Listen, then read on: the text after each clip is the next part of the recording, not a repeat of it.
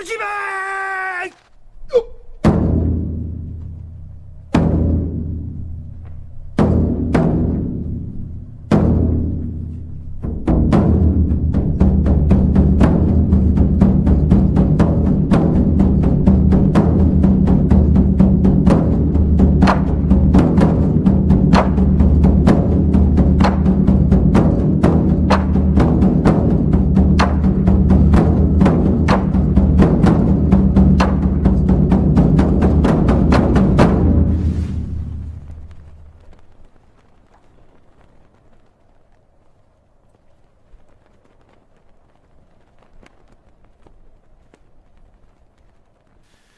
！The bureaucratization of armed forces throughout the world has been a disaster for warfare and mankind itself.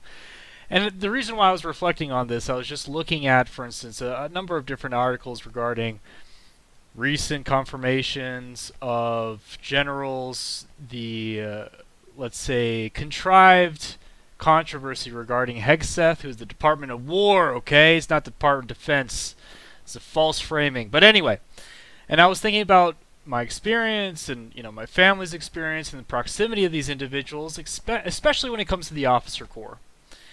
And it just seems to me that when you reflect on our contemporary, let's say, archetypes, the best that we can proffer nowadays is General Bang Me in the Butt Mattis.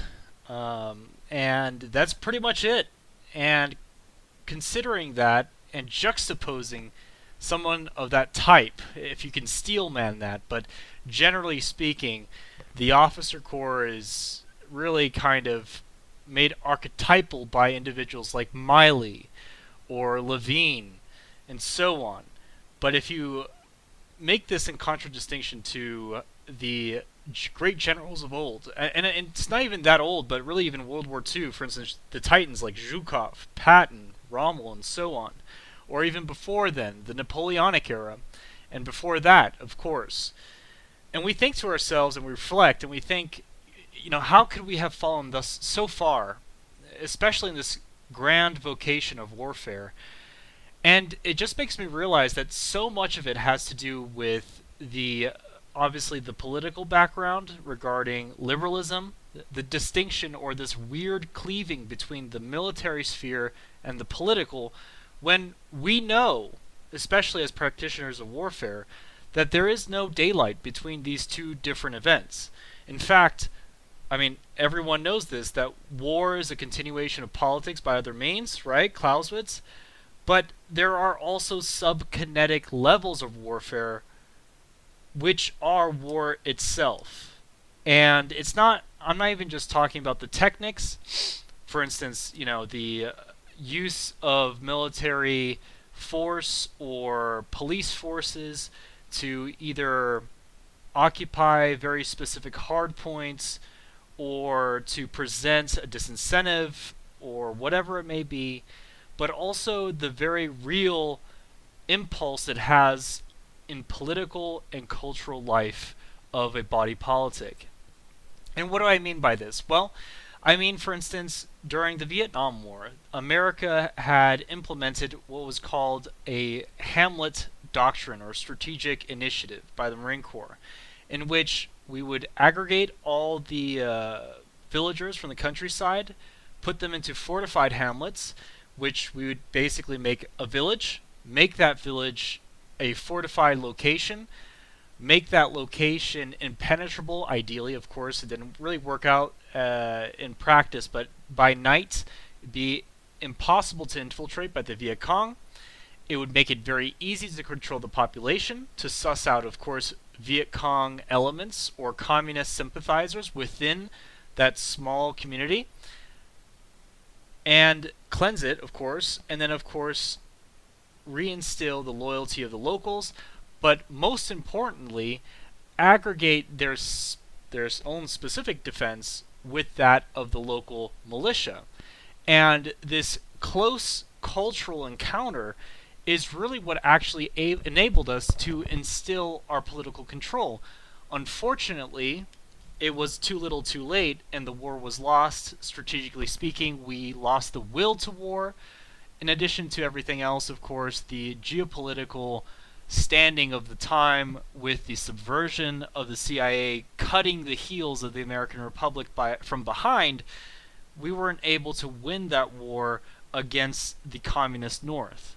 However, it still bears to reason that we had left a significant cultural marker because of the integration of something that is sub-pragmatic. And this is another thing that I really despise about the military.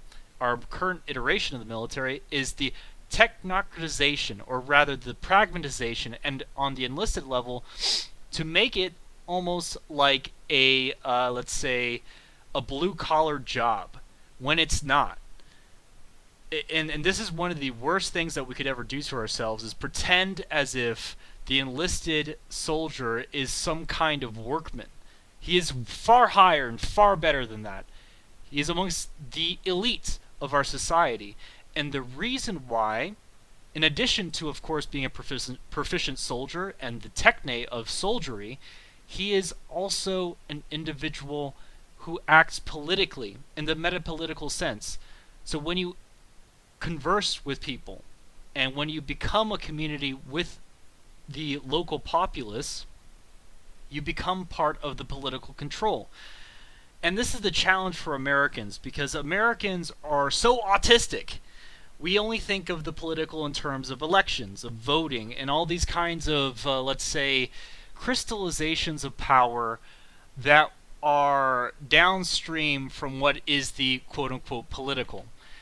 The political really is this ephemeral, but could be sensed, if you have enough sense, of solidarity, of unity, of cohesion.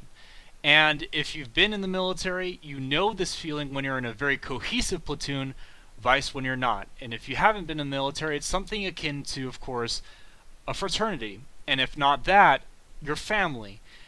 And even though, of course, there are laws or let's say, articulated ideals of family solidarity, we all know that's not necessarily true, especially in this era of high divorce rates and family fragmentation.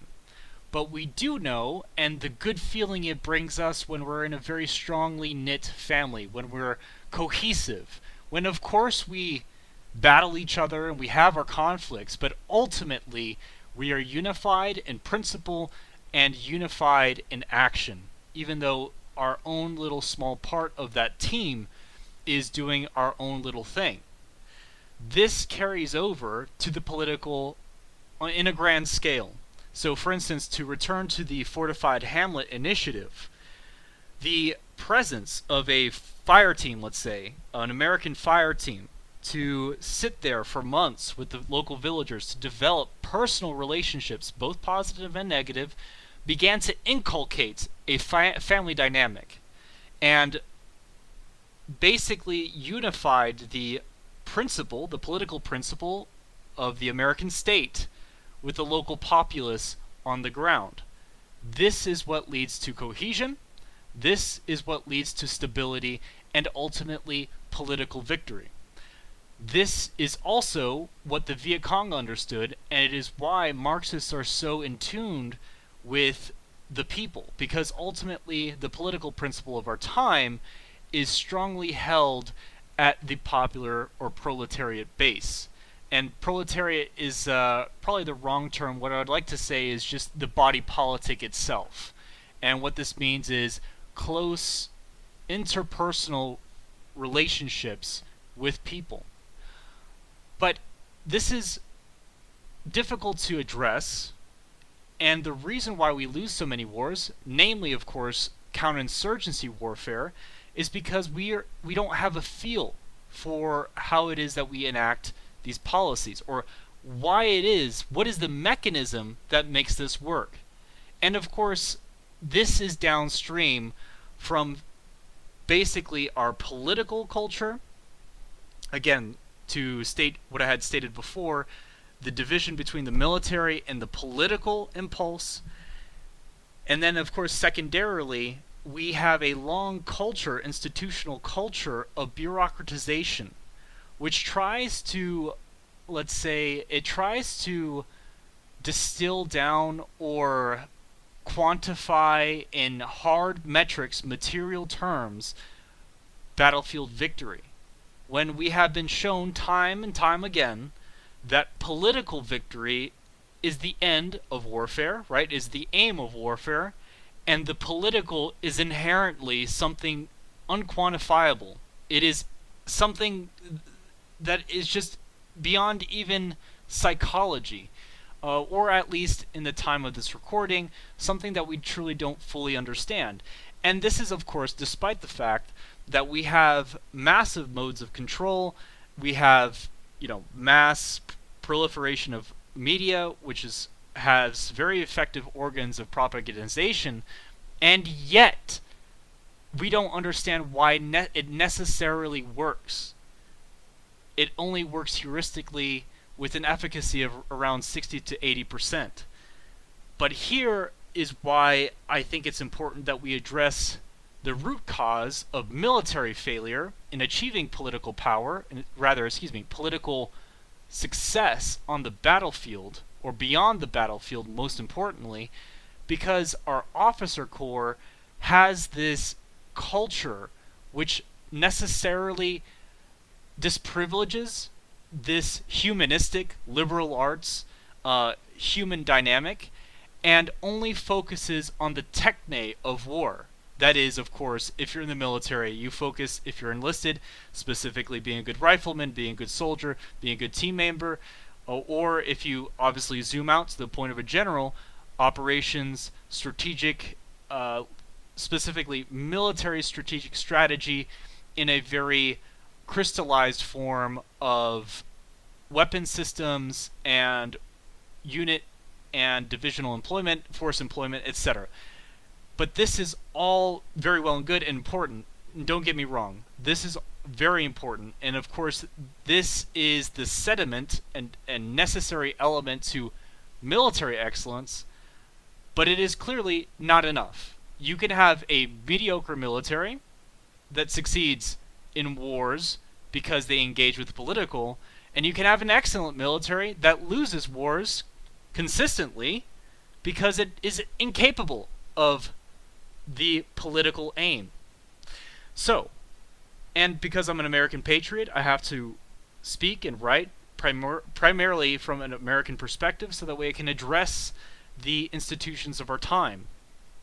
Having traveled throughout Europe and the rest of the world, which is American aligned, I think it's pretty easy to say that many of these elites look up to the United States, which I don't know why, but it's completely BS. You should not, in this specific instance, because we have a severe lack, or rather a severe misunderstanding, shortcoming, deficit of this specific capability, and the homage given spreads this weakness throughout the Western world.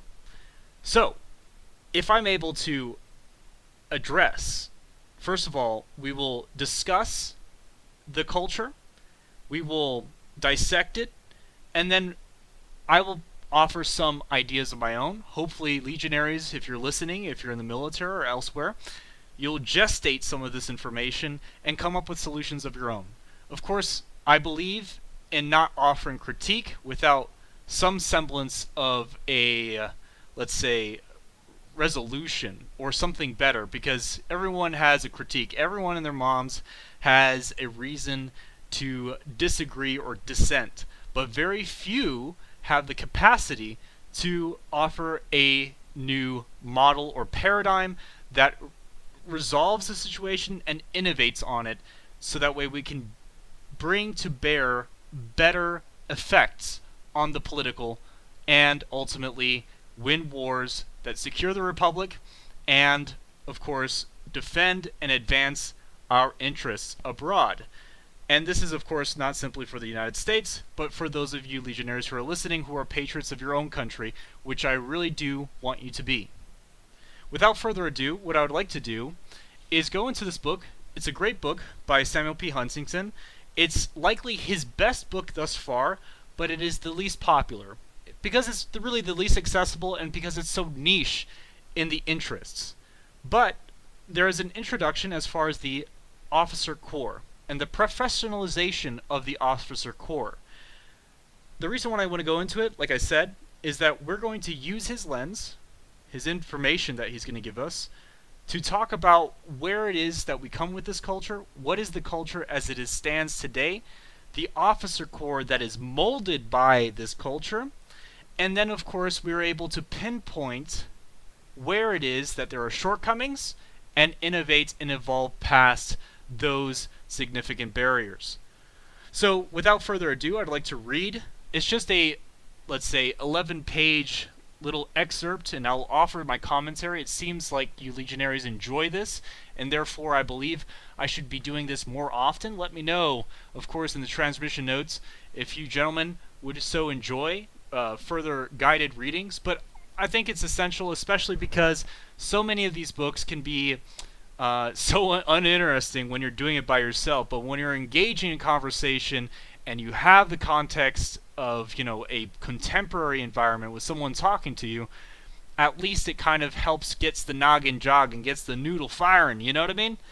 So anyway, Sergeant Barnes not here because he cannot stand this stuff. Enlisted men, they love PTing, they love getting after soldiery, and they love, well, let's just say having a drink with some everyone's gals, so to speak. And I gotta do the officer job, and so here we are, alright? So, Chapter 1. Officership as a Profession. Professionalism and the Military.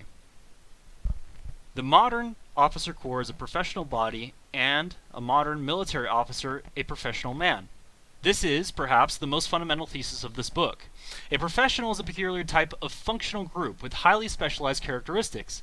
Sculptors, stenographers, entrepreneurs, and advertising copywriters all have distinct functions, but no one of these functions is professional in nature.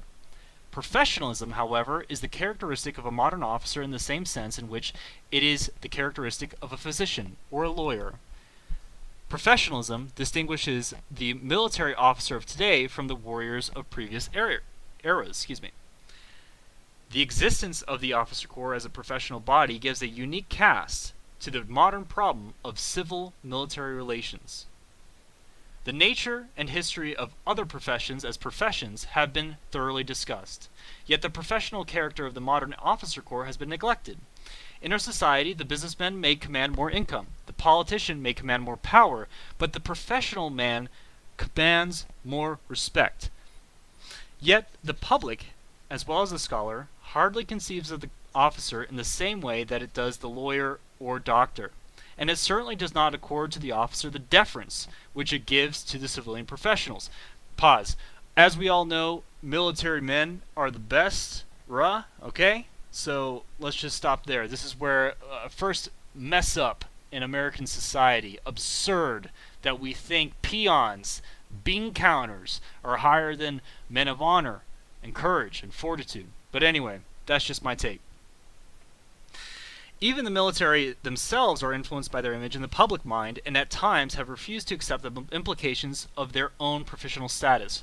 Again, this is a long way of saying we have allowed others to disincentivize or to undermine the confidence of our own vocation to basically what's called self-love. And people, especially in the military, have noticed this, and you see this subtly when they call themselves stupid or they couch themselves in this kind of language. As much as it may be a joke and may be made from a position of strength, the iterative or continuous conditioning of the military man to perceive himself in the way that these bean counters, these peons see us from way below, is actually destroyed us. And this is, again, another challenge with liberal democracy, is that the truth is that 80% of society is on the bottom. The military man is the best, is the best, is the best. And let them look down their noses, but they will always be looking up at us. Good to go? Alright. Going back now. When the term professional has been used in connection with the military, it normally has been in the sense of professional as contrasted with amateur. rather in the sense of profession as contracted with trade or craft.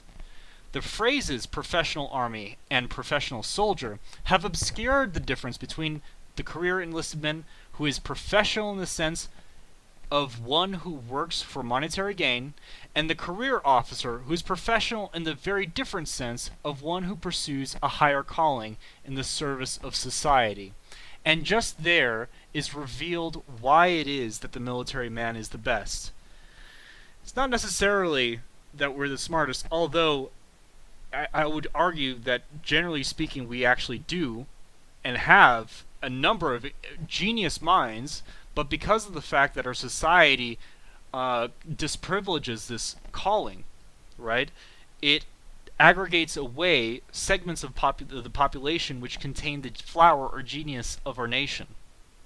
But we are all unified in the aristocratic sense.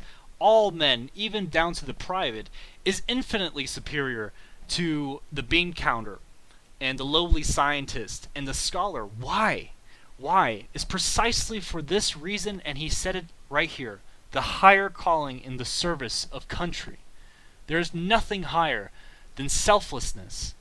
Non sibi sed patria, right? That's the Latin motto, not for self, but for country. And that is something completely alien to the bean counter morality, who only thinks of money. He would sell his daughter and spread her legs for 3 gold coins. The Judases of the world, 30 pieces of silver. And this is the kernel of American military excellence that I seek to see flower into the future. Barracks America, okay? Returning to the book. The concept of profession. The first step in analyzing the professional character of the modern officer corps is to define professionalism. The distinguishing characteristics of a profession as a special type of vocation are its expertise, responsibility, and corporateness. Remember, corporateness, in this sense, it just means wholeness. It means to be part of a team. It means to be part of a unified, cohesive unit, supra-individual units. You're not a cipher, an atomic cipher, just like every other civilian. A slave. You are irreplaceable because you are part of the team. You are not something that goes away. You're bound not simply by compulsion but honor. That is something that completely is lost on the civilian. They don't understand honor. They have none. Okay? Returning. And of course, I'm going to abridge many of these messages because they can be a little bit long. But I'll speak briefly about the core components and skip over the more, let's say, unnecessary details for the purpose of this transmission. However, I highly encourage you, Legionaries, to read it yourself. It's a very cheap book. It's $30, and I'll go ahead and link it in the transmission notes below. But continuing on, expertise. The professional man is an expert with specialized knowledge and skill in a significant field of human endeavor. His expertise is acquired by prolonged education and experience. It is the basis of objective standards of professional competence for separating the profession from laymen and measuring the relation or relative competence of members of the profession. Such standards are universal. They adhere in the knowledge and skill and are capable of general application irrespective of time and place. The ordinary skill or craft exists only in the present and is mastered by learning an existing technique without reference to what has gone before. Professional knowledge, however, is intellectual in nature and capable of preservation in writing. Again, pause. This is why it is absolutely essential that you're reading. If you're in the military, or if you're a military member, you should be a consummate reader. This is not simply to hone your skill in rhetoric. Obviously, I strongly encourage many of you, especially Junior Officer Corps and Junior NCOs, to essentially invest yourself in being able to articulate yourself well. This is done by consummate reading, especially of prose, not of fiction, books. As much as I enjoy it, and they are important indeed, please set aside time to read more technical works that have good language. in a way that you can have an exposition of yourself and articulate yourself in a flowing and compelling manner. But aside from this, the reason we have books is that you're able to glean the information from the past, the experience of the past, the intellectualization of experiences from that past, right, which is the second step, and then, of course, imbibe it into yourself. This is why books are essential, because ultimately they are the aggregate of knowledge of countless lives. When you step into the battlefield, you are not simply functionally illiterate for not having read consummately, but you are a lesser man cognitively because you have not imbibed in a series of books and treatises the experiences of 1,000-fold men.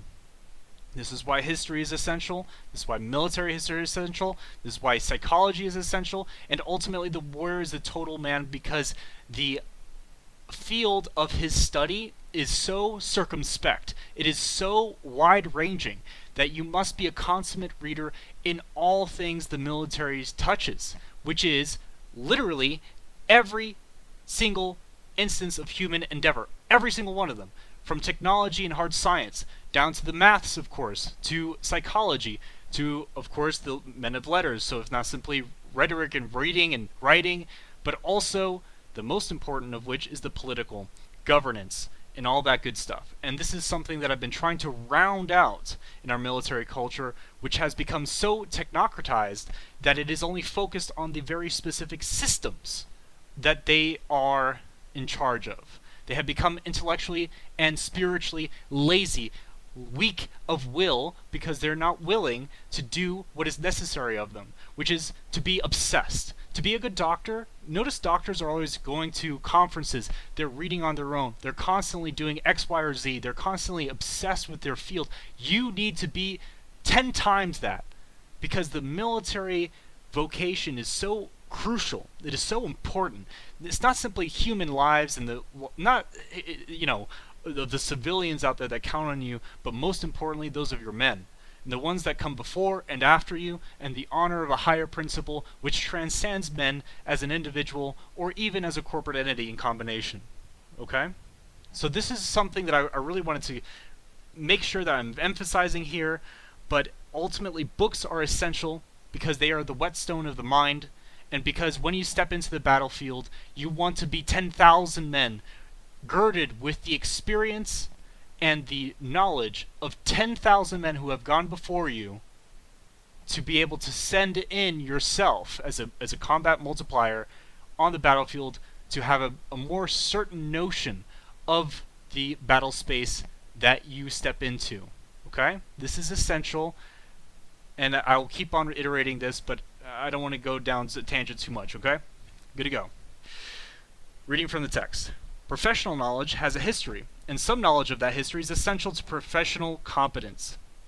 Institutions of research and education are required for the extensive transmission of professional knowledge and skill. Contact is maintained between the academic and practical sides of profession through journals, conferences, and the circulation of personnel between practice and teaching. Professional expertise also has a dimension in breadth, which is lacking in the normal trade. It is a segment of the total cultural tradition of a society. The professional man can successfully apply his skill only when he is aware of this broader tradition which he is a part. Learned professions are learned simply because they are an integral part of the total body of learning of society. Consequently, professional education consists of two phases. The first, imparting a broad, liberal, cultural background, and the second, imparting the specialized skills and knowledge of the profession. The liberal education of the professional man is normally handled by the general educational institutions of society devoted to this purpose.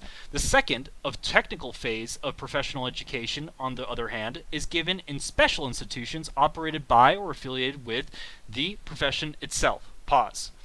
So, the purpose of Lance's Legion, and I saw in the training houses and you see in the professional officer corps, is this poverty of the foundational liberal arts education, and specifically in a military context.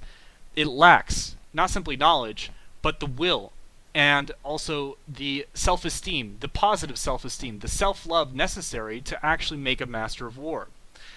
This is what I am trying to impart on you. The techniques of war evolve constantly and change constantly, but the eternal foundation is perennial, okay?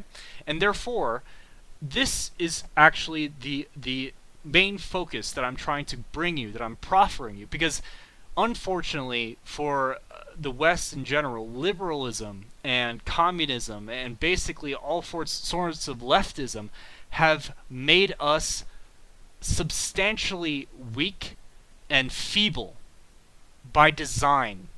By design. And therefore, and you don't just see this in the military education, but you see this as society as a whole, man has become more dumb, more complacent, more weak of will, less in faith. Of these four elements, I am here to tell you they are wrong, and they are trying to kill your soul and kill your body by this very mechanism. So here is my testament to you to overcoming that. Okay? Coming back. Responsibility. The professional man is a practicing expert, working in a social context and performing a service, such as the promotion of health, education, or justice, which is essential to the functioning of society. The client of every profession is society, individually or collectively.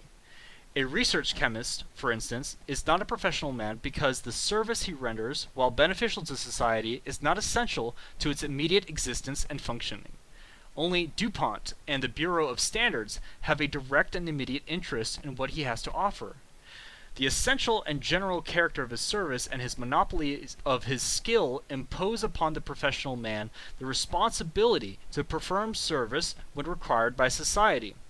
This social responsibility distinguishes the professional man from other experts with only intellectual skills. The research chemist, for instance, is still a research chemist if he uses his skills in a manner harmful to society, but the professional man can no longer practice if he refuses to accept his... Alright, this is moral paradigm. It's cringe, and it's wrong, and it's stupid, but that's what he says. You don't cease to become professional when your interests of a friend-enemy distinction become inimical to each other. This is just absurd. What is the distinction is, of course, one is highly technocratic, a tool, and the other is agent, right? So the professional man is agent in the sense that he is a part of a broader polity, a broader principle, a broader political principle, a total unit. Whereas a cipher, an individual cog, is a cog, and a cog can be changed out or changed in, and as an individual, I mean, you're just an artisan. You're not really... Does this make sense? Like, for instance, gold in the possession of something is still just simply a, let's say, a unit, a transferable unit, but gold stamps in the fiat of a certain country imbues in itself the principle of that country, or a polity, and so it becomes... this is a wrong way of saying a corporative. It becomes part of something, a part of a greater whole, part of a corporative body. And so the essential nature of the military man is that though, of course, he may individually be changed out, he might die, he might get kicked out, he might retire, whatever it may be, ultimately, what made him a professional is that he was a corporate of the entity in which he took part of, a supra-individual alignment that gave him meaning and purpose, okay? The individual guy with the gun is just the guy with the gun. Does that make sense? So there's a dialectic between the principle, the political principle in this sense, and the techne, which is the how, the very rudimentary, practical application of this thing. Now, there is a next section that's corporateness. Again, I already kind of went over this in my short little quip here, but this is something that I think you can probably intuitively understand. just from my previous exposition, so I'll just go ahead and skip over it. However, like I said before, I highly recommend you read the book itself. The military profession, and this is Huntington now.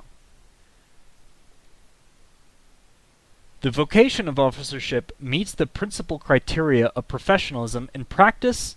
No vocation, not even medicine or law, has all the characteristics of the ideal professional type. Officership probably falls somewhat further short of the ideal than either of those. I disagree, but whatever. Anyway, reading. Yet its fundamental character as a profession is undeniable. In practice, officership is strongest and most effective when it most closely approaches the professional ideal. It is weakest and most effective when it falls short of that ideal. The expertise of officership. What is the specialized expertise of the military officer?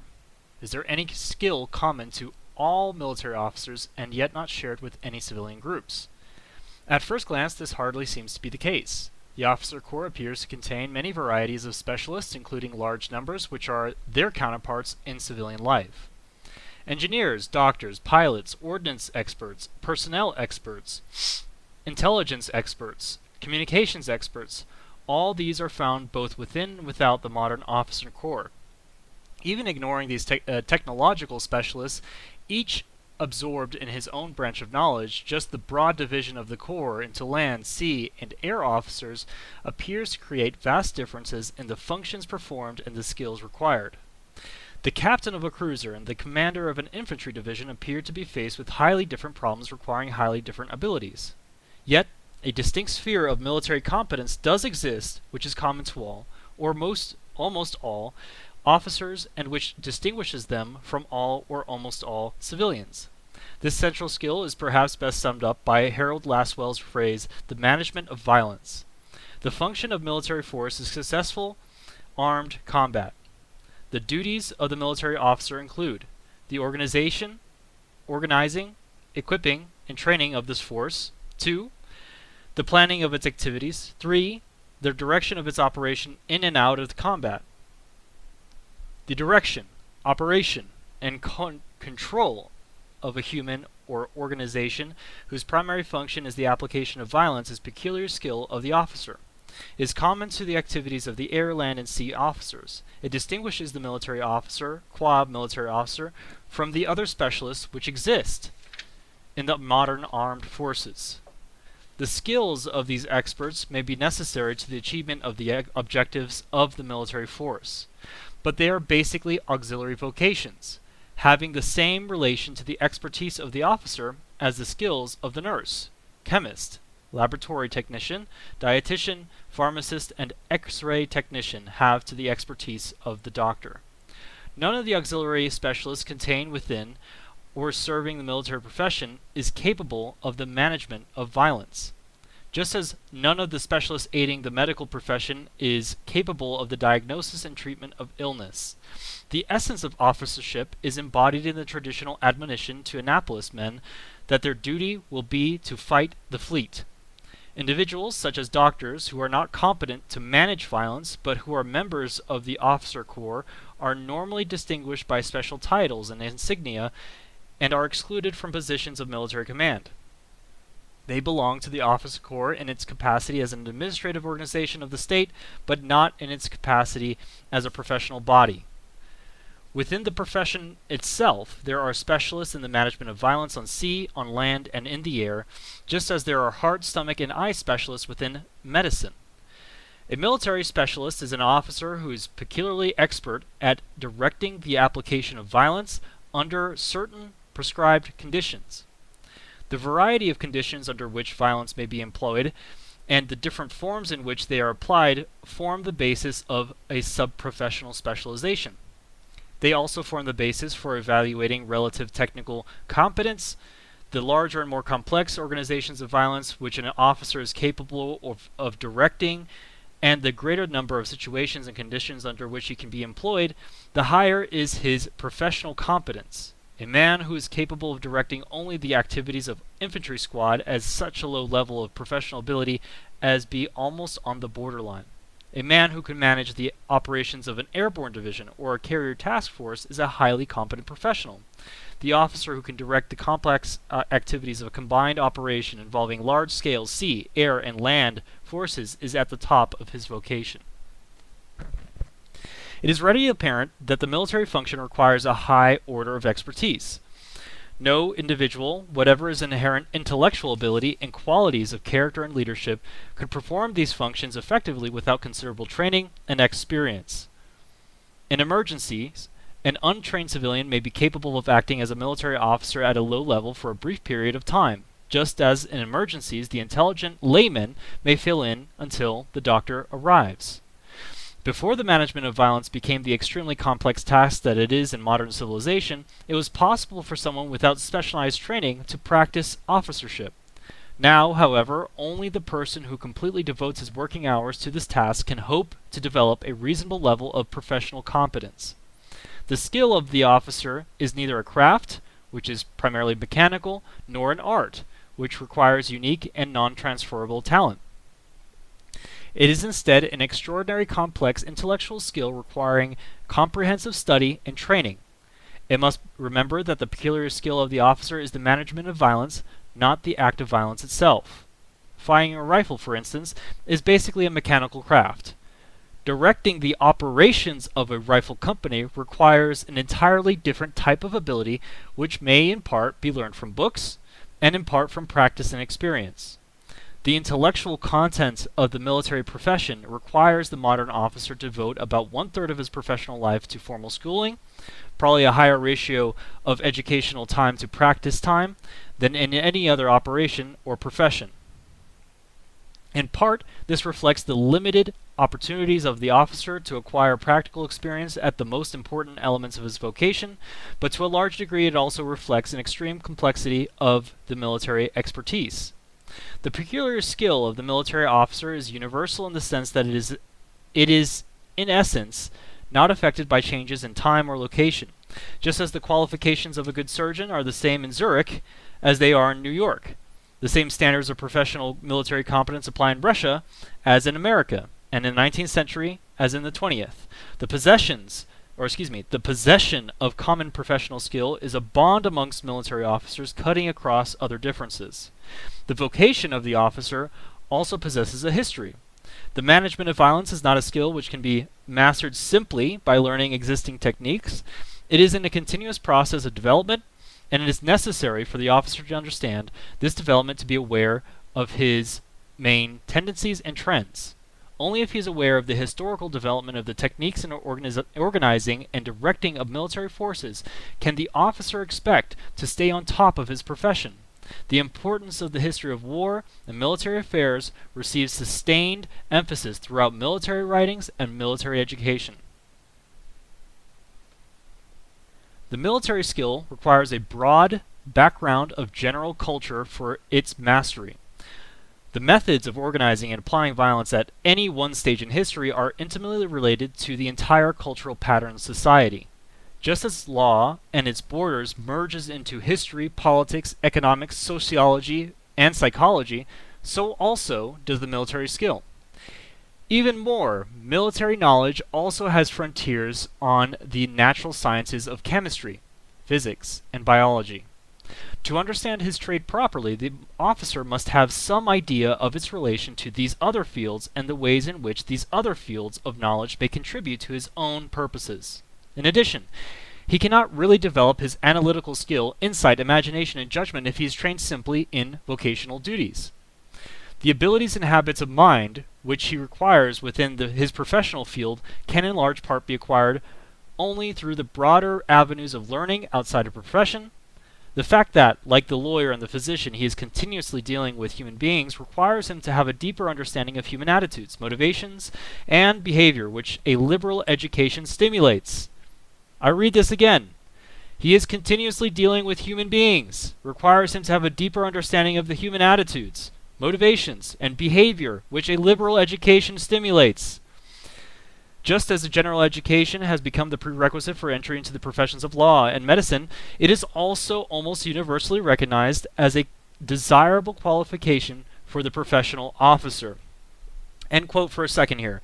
So, Legionnaires, do you understand what is being said? For as much as there are some little tidbits and henpecking I can do here to talk about specific things I might personally agree with, the overall thrust of how he perceives the military officer and the military vocation is absolutely correct. The modern American military suffers from this issue of treating it like a craft, in the sense that we treat it as if it were a blue-collar job when it is not.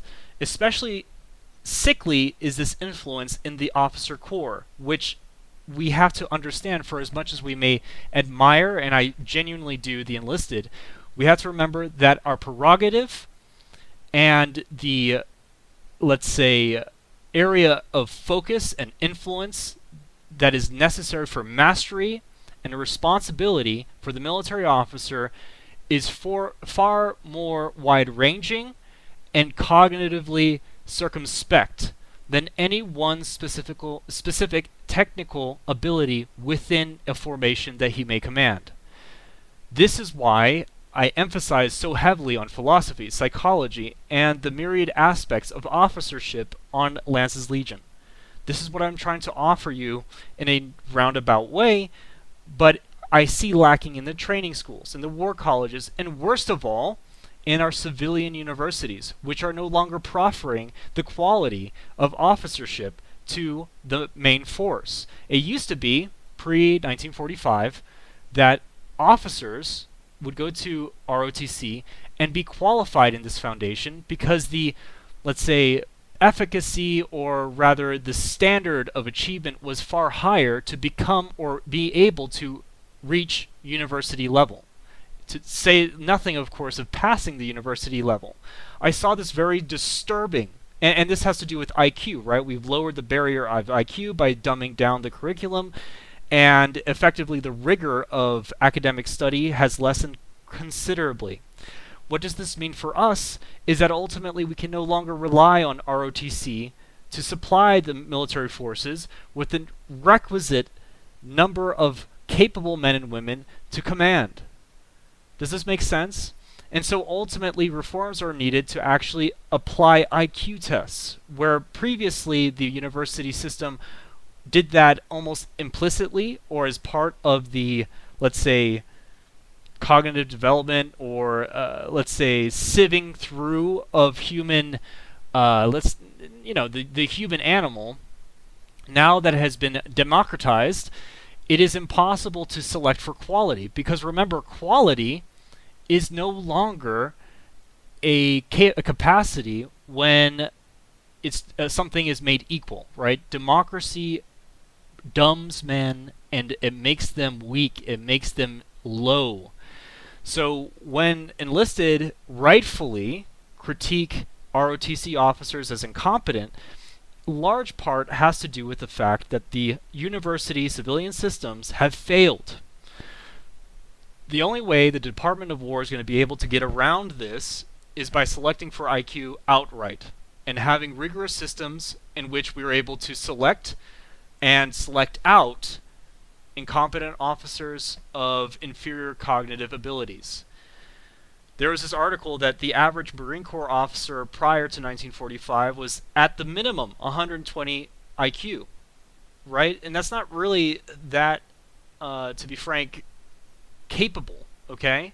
We had to lower it, or for a number of reasons, including equal opportunity, but also simply because America has this democratization influence on institutions which select for quality. Americans hate nobility, and no more so than natural nobility.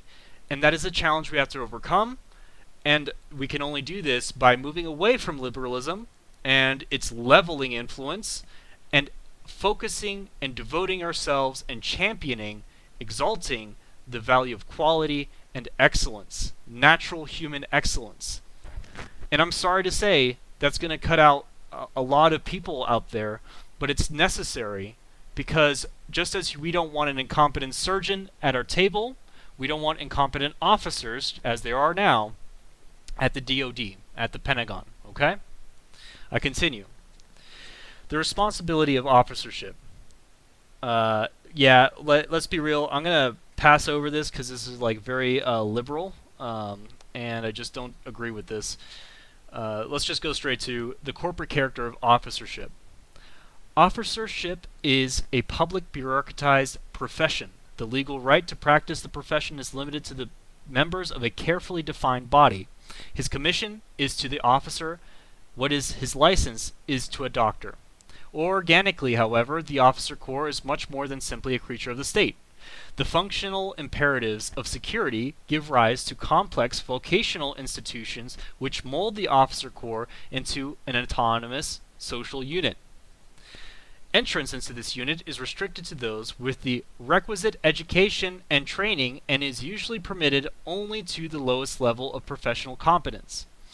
The corporate structure of the officer corps includes not just the official bureaucracy, but also societies, associations, schools, journals, customs, and traditions. The professional world of the officer tends to encompass an unusually high proportion of his activities. He normally lives and works apart from the rest of society, rightfully so, by the way.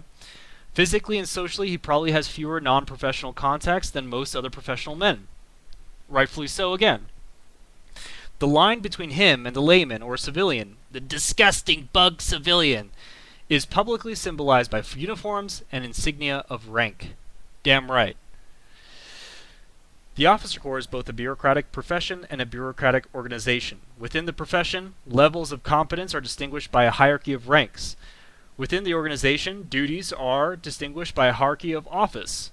Rank inheres, and by the way, I'm not mispronouncing this. This is spelled I-N-H-E-R-E-S, just letting you know.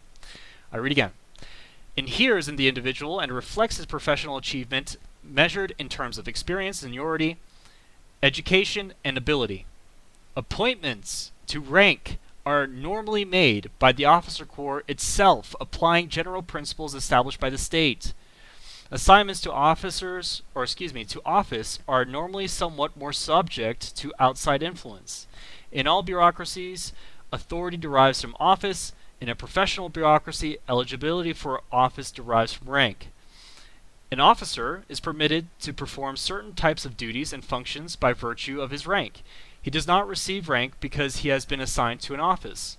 Although, in practice, there are exceptions to this principle, and unfortunately we have found, by the way, this is my words, unfortunately we find out with individuals like Miley, but anyway, the professional core or character of the officer corps rests upon the priority of the hierarchy of rank over the hierarchy of office. The officer corps normally includes a number of non-professional reservists. This is due to the fluctuating need for officers and the impossibility of the state maintaining continuously an officer corps of the size required in emergencies. The reservists are a temporary supplement to the officer corps and qualify for military rank by education and training. While members of the corps, they normally possess all the prerogatives and responsibilities of the professional in the same rank. The legal distinction between them and the professional is preserved, however, and entrance into the permanent corps of officers is much more restricted than entrance into the reserve corps. The reservists seldom achieve the level of professional skill open to the career officers. Consequently, the bulk of the reservists are in the lower ranks of the professional bureaucracy, while the higher ranks are monopolized by the career professionals. The latter, as the continuing element in the military structure, and because of their superior professional competence as a body, are normally charged with the education and indoctrination of the reservists in the skills and traditions of the vocation. The reservist only temporarily assumes a professional responsibility. His principal functions in society lay elsewhere. As a result, his motivations, values, and behavior frequently differ greatly from those of the career professional. The enlisted men, subordinate to the officer corps, a part of the organizational bureaucracy, but not of the professional bureaucracy. The enlisted personnel have neither the intellectual skills nor the professional responsibility of the officer. Little addendum here. I don't really agree with this personally because I've seen actually many high IQ, members of the enlisted corps who absolutely outstrip the modern officer corps, but you have to remember when Huntington was writing this, there was derivations of difference between the enlisted. There was a far higher standard of achievement required for officers than they were for enlisted, and so now the situation is inverted, but the ideal is very different. But at the same time, I would say that the senior NCOs and the junior NCOs, frankly, are very high competence, and I think we should honor them so. And to be frank with you, a lot of American military excellence is begotten on the backs of the senior enlisted corps. So I think I would like to make an addendum here. I would just like to make sure that you guys know this, and this is my personal opinion, is that we should also include the senior and junior officer, non-commissioned officers as part of this professional bureaucratization, professional level of achievement, and to be to basically honor them as part of that, and not to distinguish them, because I think this is a little bit dated in comparison to how the military has evolved since then. I return. They are specialists in the application of violence, not the management of violence. Again, I kind of disagree with this, but whatever. And we'll just skip all the way down, and then basically it gets to the end. Individual enlisted men do become officers, but this is the exception rather than the rule. The education and training necessary for officership are normally incompatible with prolonged service as an enlisted man. So, this is the end of the chapter. And like I said before, I don't agree with this analysis on the enlisted. To be frank with you, I understand with absolutely junior enlisted, non-commissioned officers, this is absolutely the case, because you can just basically get anyone off the street, but it takes a special type of man or woman to achieve junior NCO or senior NCO. So forget all this kind of, let's say, almost aristocratic contempt for the enlisted corps. This is absolutely dated, and in the face of defeat after defeat after defeat since World War II, I'll be frank with you, it's actually the officer corps that needs to fix itself. Okay? So, here's my critique. And to be frank with you, the bureaucracy, even though at first I came out heavily against it, the structure itself as an ideal is sound. So long as we have the tradition and cultural inlays and the high standard of experience and capacity, like high standards being applied, then it can actually bear fruit or flower in the way it had previously. So, for DoD reforms, I would suggest returning to a higher standard for all officers, reservists or non. I think, frankly, the junior and senior NCOs are doing a great job in our contemporary environment. I think that this should be the case in which we can start to understand the officer corps as a distinct case, and I include this, like I keep on saying, the non-commissioned officers in this, as a distinct case from American civilian society as a whole, who are naturally inferior and require our leadership. And I think it's also important that we have some self-love, self-esteem that is requisite for the excellence required to actually achieve these things. If we don't want any more Mileys and we want more Hackworths, this is what it will be required. Now, let me know what you think, Legionaries. I'm going to end it here, and obviously this is going to be a continuing topic. However, I'm going to leave it here. Sergeant Barnes has returned, and without further ado, this is Lance Legion, Technica, signing off.